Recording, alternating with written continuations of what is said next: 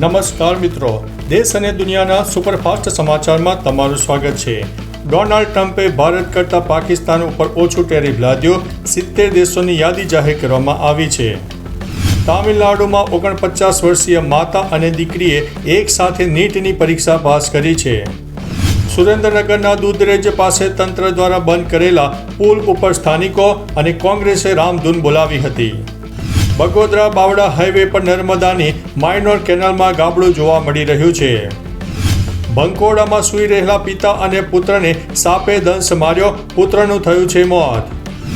Nadiad LCB શાખાનો constable 25,000 રૂપિયાની લાંચ લેતા ઝડપાઈ ગયો છે।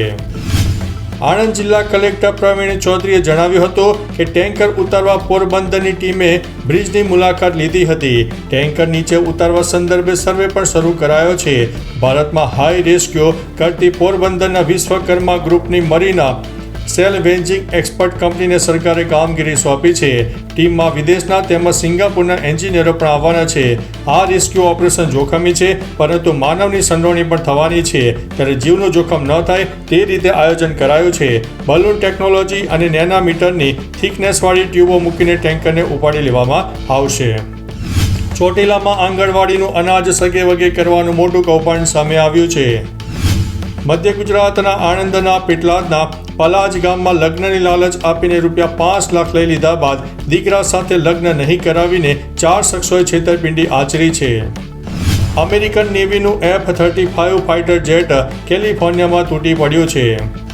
ભરૂચ નગરપાલિકાની સામાન્ય સભામાં હોબાળો, કોંગ્રેસનો આરોપ, ભ્રષ્ટાચારની વાત આવતા શાસક પક્ષે સભા પૂરી કરી દીધી।